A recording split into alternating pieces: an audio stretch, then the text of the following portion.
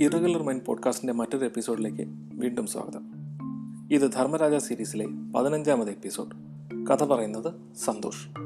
ചന്ദ്രക്കാരനെ കൊണ്ടും മറ്റും ചില ബുദ്ധിമുട്ടുകൾ ഉണ്ടായെങ്കിലും നിരുത്സാഹനാകാതെ ലക്ഷ്യപ്രാപ്തിക്കായി ശ്രമിക്കുകയാണ് വേണ്ടതെന്ന് കേശവപിള്ള തീരുമാനിച്ചു. കേശവകുഞ്ഞിനെ കാരാഗൃഹത്തിൽ പോയി കാണണമെന്ന് ആഗ്രഹമുണ്ടെന്ന് രാമയ്യനെ അറിയിച്ചു. മീനാക്ഷിക്ക് യാതൊരുവിധ ബുദ്ധിമുട്ടും ഉണ്ടാകാതിരിക്കാൻ അവളുടെ ആഗ്രഹം സഫലീകരിക്കാൻ വേണ്ടി യോഗീശ്വരനും ചില നീക്കങ്ങൾ നടത്തി. അർദ്ധരാത്രിയോടെ ആകാശം കാർമേഘം കൊണ്ട് നിറഞ്ഞു. നേരം വെളുത്തിട്ട് മഴക്കാറ് മൂടി നിന്നു. യോഗീശ്വരൻ യുവരാജാവിനെ പ്രീണിപ്പിച്ച് മഹാരാജ സന്നിധിയിലേക്ക് വിട്ടു. യോഗീശ്വരന്റെ വിശ്രുതമായ ഭഗവത് കഥാ പ്രഭാഷണം തിരുമനസ് കേൾക്കണം എന്ന അഭ്യർത്ഥനയുമായിട്ടാണ് യുവരാജാവ് തിരുമനസിനെ സന്ദർശിച്ചത്. അനുവാദം കൊടുത്തിട്ട് തിരുമനസ് അന്നും ഒരു പ്രഭാത സഞ്ചാരത്തിന് പുറപ്പെട്ടു. കേശവപിള്ള പടകശാലയിലേക്ക് പോകുന്ന വഴി രാജമന്ദിരത്തിലേക്ക് കടക്കുമ്പോൾ ചിന്താഗ്രസ്തനായി നിൽക്കുന്ന മഹാരാജാവിനെ കണ്ടു. അദ്ദേഹം സ്നേഹത്തോടു കൂടി കേശവപിള്ളയെ അരികിൽ വിളിച്ച് പിണക്കമൊക്കെ മാറിയില്ലേ എന്ന് കുശലം ചോദിച്ചു. വടക്കു പടിഞ്ഞാറുള്ള പത്മനാഭസ്വാമി ക്ഷേത്രത്തിന് നേരെയും രാജപാദങ്ങളെയും കേശവപിള്ള പ്രണമിച്ചു. അടിയങ്ങൾക്ക് 2 സന്നിധാനവും ഒരുപോലെ തന്നെ എന്ന് കേശവപിള്ള പറഞ്ഞപ്പോൾ ആ രാജഭക്തനെ ശാസിക്കേണ്ടിയിരുന്നില്ല എന്ന് വിചാരിച്ചു. ഹരിപഞ്ചാനന സംഘത്തിന്റെ പോക്ക് നേർവഴിക്ക് തന്നെയാണോ എന്ന് തിരുമനസ് ചോദിച്ചു. ഹരിപഞ്ചാനനൻ തെക്ക് മുതൽ വടക്ക് വരെയുള്ള സകലരെയും വഴിതെറ്റിക്കുന്നുണ്ട് എന്ന തന്റെ നേരത്തെയുള്ള അഭിപ്രായത്തിൽ നിന്ന് മാറിയിട്ടില്ല എന്ന് കേശവപിള്ള പറഞ്ഞു. അന്യനാട്ടുകാരായ ചിലരും വന്നുകൂടുന്നു. കഴിഞ്ഞ രാത്രിയിലും ആരോ അയൽ സംസ്ഥാനത്ത് നിന്ന് വന്നു ചേർന്നിരിക്കുന്നു. പ്രകോപിപ്പിച്ചാൽ പൗരുഷശാലിത്വം കാണിക്കുന്ന പ്രകൃതമാണ് കേശവപിള്ളയ്ക്ക് എന്നറിയാവുന്നതുകൊണ്ട് രാജാവ് ഒരു കുസൃതി ചോദ്യം തൊടുത്തുവിട്ടു. കേശവപിള്ളയെ കാണാൻ വന്നതുപോലെ വല്ല ദേവകന്യകയുമായിരിക്കുമോ യോഗിയെ കാണാൻ വന്നത് എന്ന്. മഹാരാജാവിന്റെ അനുഗ്രഹം കൊണ്ട് കണ്ണിൽ കൊള്ളാൻ വരുന്നത് പുരുവത്തിൽ കൊണ്ടുപോകുന്നു. മറ്റു ചില പ്രധാന കാര്യങ്ങൾ അറിയിക്കാനുള്ളത് പിന്നീട് അറിയിച്ചു കൊള്ളാം എന്ന് പറഞ്ഞ് കേശവപിള്ള പോകാൻ അനുവാദം ചോദിച്ചപ്പോൾ തിരുമനസ് കേശവകുഞ്ഞിനെ കാരാഗൃഹത്തിൽ പോയി കണ്ടിട്ട് എന്തെങ്കിലും കാര്യമുണ്ടെങ്കിൽ അങ്ങനെ ആയിക്കോട്ടെ എന്ന് പറഞ്ഞു. മഹാരാജാവ് ഇത്രയും പറഞ്ഞ് നടകൊണ്ടു. രാമയ്യൻ വഴി സമർപ്പിച്ച അപേക്ഷ അനുവദിച്ചിരിക്കുന്നു എന്ന് കണ്ട് കേശവപിള്ള ആഹ്ലാദിച്ചു. മീനാക്ഷിയുടെ സന്ദർശനത്തെക്കുറിച്ച് രാജാവ് തെറ്റായി യാതൊന്നും ധരിച്ചിട്ടില്ലെന്നും മനസ്സിലായി. ഉച്ചഭക്ഷണത്തിനായി കേശവപിള്ള വീട്ടിലെത്തിയപ്പോൾ സന്തോഷകരമായ ചില സംഗതികളുണ്ടായി. അണ്ണാവയ്യന്റെ കാര്യസ്ഥന്മാർ അയാളുടെ കണക്കുകൾ പരിശോധിക്കുന്നതിന് വേണ്ടി എത്തിയിരിക്കുന്നു. ഒപ്പം പക്കീർ സാഹിബ്. അണ്ണാവയ്യന്റെ പണമിടപാടുകൾ പരിശോധിച്ച് നിലവിലുള്ള സാമ്പത്തികാവസ്ഥ എന്ത് എന്ന് വ്യക്തമാക്കി കൊടുക്കണം എന്നായിരുന്നു കാര്യസ്ഥന്മാരുടെ ആവശ്യം. അണ്ണാവയ്യനുമായി ഇടപാടുകൾ ഉണ്ടായിരുന്ന ഒരാൾക്ക് കേശവപിള്ള കണക്ക് പരിശോധിച്ചാലേ വിശ്വാസമാവുകയുള്ളൂ. അത് ആരാണെന്ന് വെളിവാക്കാൻ ആഗ്രഹിക്കുന്നുമില്ല. കിട്ടിയ അവസരം ദൈവാനുഗ്രഹമായി കണക്കാക്കി ഉടനെ തന്നെ കണക്ക് പരിശോധിക്കാൻ കേശവപിള്ള സന്നദ്ധനായി. പരിശോധിച്ചു തുടങ്ങിയപ്പോൾ ഒരു കാര്യം വ്യക്തമായി. കേശവപിള്ള വിചാരിച്ചതുപോലെ ഹരിപഞ്ചാനന്റെ പേർ എങ്ങും കാണാനിടയായില്ല. കേശവകുഞ്ഞ് അണ്ണാവയ്യനോട് കടം വാങ്ങിയിട്ടില്ല. എന്നാൽ അണ്ണാവയ്യൻ നന്ദിയത്തേക്ക് 13,000 രാശിയിൽ കൂടുതൽ കൊടുക്കാനുമുണ്ട്. ഒരാളിൽ നിന്ന് 5,000 വരാഹൻ തിരിച്ചു കിട്ടാനുമുണ്ട്. ഈ മാന്യന്റെ പേരാകട്ടെ പൂജ്യമായി രേഖപ്പെടുത്തിയിരിക്കുന്നു. അത് പൂജ്യനായ ഹരിപഞ്ചാനൻ തന്നെയല്ലേ എന്ന് കേശവപിള്ള സംശയിച്ചു. പൂജ്യൻ കൊടുക്കാനുള്ള തുകയെപ്പറ്റി കേട്ടപ്പോൾ പക്കീർ സാ കൈതിരുമ്മി. കണക്കുകൾ നോക്കി സന്തുഷ്ടനായി കേശവപിള്ള ഇരിക്കുമ്പോൾ ഭയാനകമായി ഇടിവെട്ടി. കുറെ തെങ്ങുകൾക്ക് തീ പിടിച്ച് ജ്വലിച്ചു. പക്കീർ സാ ഹിന്ദുസ്ഥാനിയിൽ എന്തോ പുലമ്പി. സന്ധ്യയ്ക്ക് ശേഷം കേശവപിള്ള കേശവകുഞ്ഞിനെ കാണുന്നതിനായി പുറപ്പെട്ടു.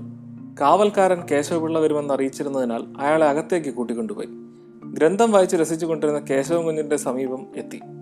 അവർ തമ്മിൽ അടുത്ത പരിചയമൊന്നുമില്ലായിരുന്നതുകൊണ്ട് എന്തു പറയേണ്ടു എന്നറിയാതെ ഒരു നിമിഷം നിന്നു. തനിക്ക് എന്തെങ്കിലും അനിഷ്ടകരമായത് സംഭവിക്കാൻ പോകുന്നു എന്ന് കേശവകുഞ്ഞ് വിചാരിച്ചു. മഹാരാജാവ് അന്നൊരിക്കൽ സൂചിപ്പിച്ച കേശവപിള്ളയാണ് ആഗതൻ എന്നറിഞ്ഞപ്പോൾ കേശവകുഞ്ഞ് എഴുന്നേറ്റു. കേശവപിള്ളയെ ഇരിക്കാൻ ക്ഷണിച്ചു. മീനാക്ഷിയുടെ അതിസുഭകനായ കാമുകനാണല്ലോ എന്ന് കരുതി അയാളുടെ കയ്യിൽ കടന്നു പിടിക്കാൻ ശ്രമിച്ചപ്പോൾ തുടരുത്, ചോര പുരണ്ട കൈയല്ലയോ എന്ന് പറഞ്ഞ് അയാൾ പിന്മാറിക്കളഞ്ഞു. ചില കാര്യങ്ങളെക്കുറിച്ച് സംസാരിക്കാനാണ് വന്നിരിക്കുന്നത് എന്ന് കേശവപിള്ള അറിയിച്ചു. വായിച്ച കാവ്യശാസ്ത്ര ഗ്രന്ഥങ്ങളിലൊക്കെ ഓരോരുത്തരുടെ മനോഭാവങ്ങളാണ് അറിയാൻ കഴിഞ്ഞത്. അതുകൊണ്ട് കേശവപിള്ളയുടെ മനോഭാവം അറിയുന്നതിലും വിരോധമില്ല എന്ന് അയാൾ പറഞ്ഞപ്പോൾ അയാൾക്ക് മനോരോഗം പിടിപെട്ടോ എന്ന് കേശവപിള്ള വിചാരിച്ചു. വാക്കുകളിൽ പ്രകടമാകുന്ന പുച്ഛരസം അയാളുടെ അപ്പോഴത്തെ മാനസികാവസ്ഥ കൊണ്ടായിരിക്കാം എന്ന് വിചാരിച്ച് കേശവപിള്ള ഒന്നും മിണ്ടാതെ നിന്നു. അയാളുടെ നിർദ്ദേശമനുസരിച്ച് കേശവപിള്ള ഇരുന്നു. സമപ്രായക്കാരും സമാന പേരുകാരുമായി ഇവർ 2 പേരും സുന്ദരന്മാരായിരുന്നു. കേശവപിള്ളയുടേത് ക്ഷാത്ര തേജസ്സായിരുന്നെങ്കിൽ മറ്റേയാളുടേത് ബ്രാഹ്മണ സഹജമായ തേജസ്സായിരുന്നു. സ്വഭാവത്തിലും ഈ വൈജാത്യം പ്രകടമായിരുന്നു. അപാര ബുദ്ധിമാനും രാഷ്ട്രതന്ത്രജ്ഞനും കൃത്യനിഷ്ഠനും ഗണിത നിപുണനുമായിരുന്നു കേശവപിള്ള. ജ്ഞാനിയും ധാർമ്മികനും കാവ്യാസ്വാദകനുമായിരുന്നു കേശവൻ കുഞ്ഞ്. സ്വന്തം പൗരുഷം കൊണ്ട് വളർന്നവനാണ് കേശവപിള്ളയെങ്കിൽ കുലമഹിമ കൊണ്ടും പിതൃസ്വത്ത് കൊണ്ടും വളർന്നവനാണ് കേശവൻ കുഞ്ഞ്. താൻ പോരിമക്കാരനായ കേശവപിള്ള മുൻകോപിയായിരുന്നു. മുതിർന്നവരുടെ ചൊൽപ്പടിക്ക് നിൽക്കുന്ന കേശവൻ കുഞ്ഞ് പോര് പറയാൻ മിടുക്കനായിരുന്നു. കേശവകുഞ്ഞിനോട് ചില കാര്യങ്ങൾ സംസാരിക്കാനാണ് കേശവപിള്ള എത്തിയത്. എന്നാൽ പരിഹാസം നിറഞ്ഞ സംസാരമായിരുന്നു കേശവകുഞ്ഞിൻ്റേത്. കഴിയുന്നിടത്തോളം കേശവപിള്ള ക്ഷമിച്ചു. സത്യം പറഞ്ഞ് തടവിൽ നിന്ന് മോചിതനാകാൻ കേശവപിള്ള ഉപദേശിച്ചു നോക്കി. വേണമെങ്കിൽ രക്ഷപ്പെടാനുള്ള മാർഗം പറഞ്ഞു കൊടുക്കാം എന്ന് കേശവപിള്ള പറഞ്ഞപ്പോൾ ആരുടെയും ഔദാര്യം തനിക്ക് വേണ്ട എന്ന് അയാൾ പറഞ്ഞു. അരോചകമായ അയാളുടെ സംസാരം കേട്ട് മടുത്തപ്പോൾ അണ്ണാവയ്യന്റെ ജഡത്തിൽ നിന്ന് കിട്ടിയ മോതിരക്കൂട്ടം എടുത്തു കാട്ടി ആർക്ക് വേണ്ടിയാണിത് തീർപ്പിച്ചതെന്ന് ചോദിച്ചു. ആ മോതിരക്കൂട്ടം കണ്ടപ്പോൾ അണ്ണാവയ്യന്റെ കൊലയാളിയായി അയാൾ കേശവപിള്ളയെ വിശേഷിപ്പിച്ചു. അയാളുടെ കാമുകി അയാളെ രക്ഷിക്കുന്നതിന് വേണ്ടി തിരുവനന്തപുരത്ത് എത്തിയിരിക്കുന്നു എന്നറിയിച്ചപ്പോഴാകട്ടെ മുഖം ചുവന്ന് ശരീരം വിറച്ച് അയാൾ നിന്നെന്നല്ലാതെ ഒന്നും മിണ്ടിയില്ല. ഒരു കാര്യം മാത്രം കേശവപിള്ളയ്ക്ക് വ്യക്തമായി: കേശവകുഞ്ഞിന് കൊലപാതകത്തിൽ പങ്കില്ല. സാവകാശം പിന്നീട് ശരിയാക്കാം എന്ന് വിചാരിച്ച് കേശവപിള്ള അവിടുന്ന് പോയി. വെളിയിലേക്ക് ഇറങ്ങി നടന്ന കേശവപിള്ള ഒരു കറുത്ത സത്വം ഇരുട്ടിൽ പടിക്കൽ തലകുമ്പിട്ടിരുന്ന് ഉറങ്ങുന്നത് കണ്ടു. മുമ്പോട്ട് നടന്ന കേശവപിള്ളയെ പിന്തുടർന്ന് ആ സത്വം കേശവപിള്ളയെ ശകാരിച്ചു തുടങ്ങി. വയറും വിശന്നുകൊണ്ട് കണ്ട പെണ്ണുങ്ങൾക്ക് വേണ്ടി അവരുടെ ഭർത്താക്കന്മാരെ സഹായിക്കാൻ നടന്നാൽ മറ്റുള്ളവർ സമാധാനമായി എങ്ങനെ വീട്ടിൽ കിടന്നുറങ്ങും? കാലമോ പൊല്ലാക്കാലം. പവതിക്കൊച്ചിയുടെ ശകാരം കേട്ട് ഒരാളെങ്കിലും നിർവ്യാജമായ സ്നേഹം പകരുന്നുണ്ടല്ലോ എന്ന് കേശവപിള്ള സന്തോഷിച്ചു. പിള്ള കേശവകുഞ്ഞിനെ കാണാൻ പോകുന്ന ആ സമയത്ത് ഹരിപഞ്ചാനന സ്വാമി രാജാവിൻ്റെ മുമ്പിൽ കഥ പറയാൻ ചെല്ലുന്നുണ്ട്. ഇനി അവിടെ എന്ത് കുൽസിത പ്രവൃത്തിയാണ് നടക്കുക എന്നുള്ളത് അടുത്ത എപ്പിസോഡിൽ മിക്കവാറും അറിയാൻ പറ്റും. Stay tuned, stay safe. By.